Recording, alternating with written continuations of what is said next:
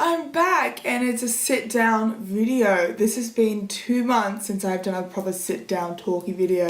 I thought I would do a video about my travels and things I learnt and tips for you guys to take with you if you go traveling, because this is what I wish someone would have told me before I went to do this big trip. My first tip would be weather conscious. So always have a weather app. Know what the weather is going to be like and pack for the weather. For example, in Paris, it was hot beyond belief. Mainly Scotland, it was freezing cold. So I didn't bring a scarf with me because I was like, oh, it's not going to be that cold. It's summer. Lol, jokes, needed a scarf. Then in Paris, I was so thankful that I had a water bottle, and Jess also recommended that you buy like a hand fan. Next tip would be keep your possessions organized. I know it's very hard for some people because you're not an organized person, but believe me, you will lose things if you are not organized. Organization for me isn't too hard because I am quite an organized person and I do keep things in piles and I know where my stuff is.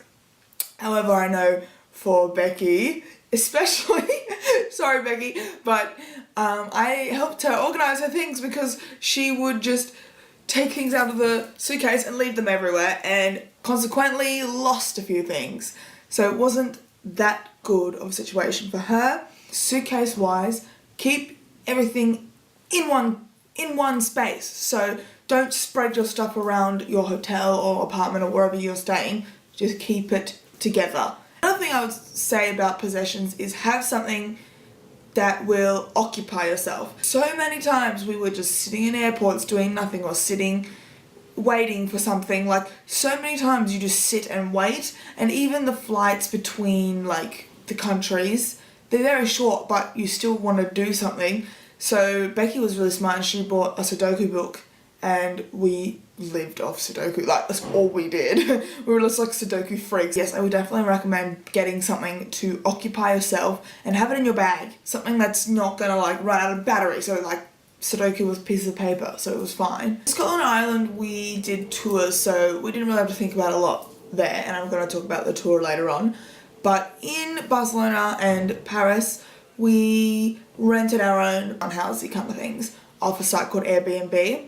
Airbnb I would totally recommend. It's so reliable and your accommodation is so much cheaper than like going to a hotel. You honestly feel like such a local then in the community. I feel like it gives you a sense of what it's like to live in the country, which I always love to do when I go traveling. I don't like to stay in hotels and be like kind of in your hotel bubble away from everyone. Hotels are great and lush and lovely, but living in your own apartment, like in Paris we had our own Parisian loft, in Barcelona we had like a little townhouse with a terrace. Like it was the proper way to live, like in Spain and France. Like it was so sick to do that, and I really recommend that you do that if you want to experience living in a different country, even for like, we stayed there for 4 days each, but it was so good. We got locked out of our Parisian apartment. If you watch our vlogs you would know, because we couldn't figure out how to use the lock properly. We're not stupid, just if you're thinking like you are such idiots if you can't open a door. The door was really confusing, okay, and we tried for half an hour to try and unlock this stupid door, and honestly I didn't think we were going to be able to get in the apartment. Having a good contact with your host, so like before you rent an apartment, definitely read reviews and make sure your host is trustworthy, because otherwise we would have been screwed in that situation if we didn't have a good host. Next tip would be to do tours. A Shamrock tour in Ireland and then a Haggis tour in Scotland. You all know this if you've seen my vlogs. Tours are just stress-free way to have a holiday. You don't have to think about anything. So you have all your accommodation sorted out. You have a means of transport to go and see everything. You're pretty much guaranteed you're going to see the best parts of the country. There are downsides to a tour, e.g. you do not sleep. You're basically on a bender. Very, very tiring. But honestly, the pros outweigh the cons. You meet lifelong friends on these tours, We honestly had the best times ever. 2 tours of Scotland and Ireland, and then when we did Paris and Spain, we did it by ourselves. First day in Paris, we were just fluffing around, didn't really know what we were doing. It was boiling hot, not really enjoying ourselves, just being like, get us out of the heat. At that point in time, I was like, you know what, I wish we had done it. We were doing a tour right now because we wouldn't have been like wasting this day away. That comes into my next point of plan your activities. If you don't plan, you're pretty much not going to do what you want. We planned a lot, and obviously plans don't always go to plan. How many times do I need to say plan? But we planned our days basically the night before, and we had a little Europe book, and Jess was really good in that she wrote down what we wanted to do in the back, and then we sorted out what's close to each other on a map, and then we sorted it out. Another pro, City Mapper is the best app to use in Europe, and actually it's in America too. The biggest lifesaver ever. My next point is to be spontaneous on your trip. So this kind of contradicts my last point, but spontaneity is such a fun part of traveling, and we were spontaneous numerous times. Barcelona, we went to flamenco, and we didn't really know what we were doing afterwards. Kind of tired. It was just like a whole big mess, and then we were like, you know what, y'all, we're only in Spain once, let's just go out. Which brings me to my next point of clubs in Europe don't start until at least 1 AM, so don't go out before because you'll be dead. I went to this club in Barcelona called Moog, which was meant to be one of the best clubs in the city, and it was dead. Like dead, and we were there for a long time. We're like, oh okay, it's just getting started, we'll just wait it out. No, it was completely dead. We left, and randomly this guy was like, go to this club, like he was a club promoter, and we're like, okay, and there was music coming up. Such a good club.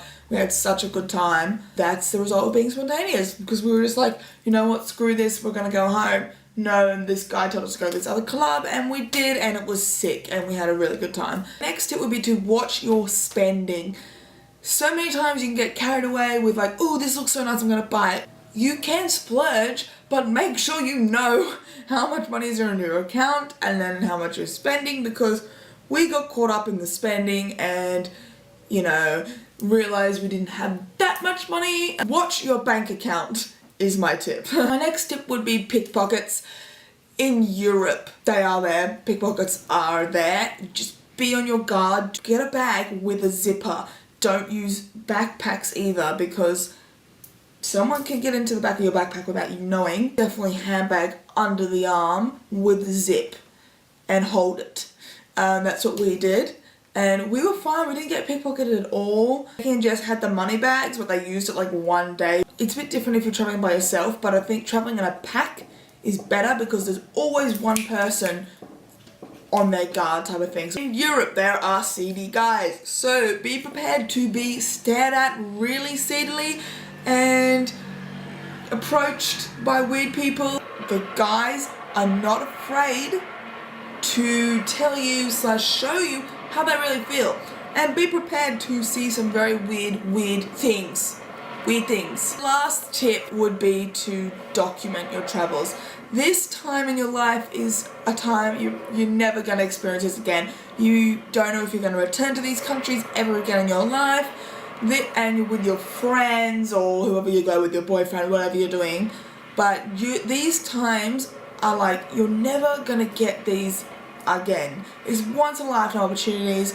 Document your experience. For me, I documented this experience with my vlogs every day, and I'm really glad I did that, because it's literally just like my travel journal. Like, I made videos every single day, and I can show those videos to my kids when I'm older and say like, this is what I did when I was like 19 and traveled around Europe and the UK with like my 2 best friends. I kept all my like flyers and, you know, tickets to things and itineraries and all that kind of stuff. I kept it all, and I'm gonna make a travel journal as well. Thanks for watching, guys, and I'll see you in my next one. Bye! I'm planning a couple things, so whenever something exciting does happen that I want to put on the vlogs, I will vlog. People have been asking me about if I'm gonna vlog an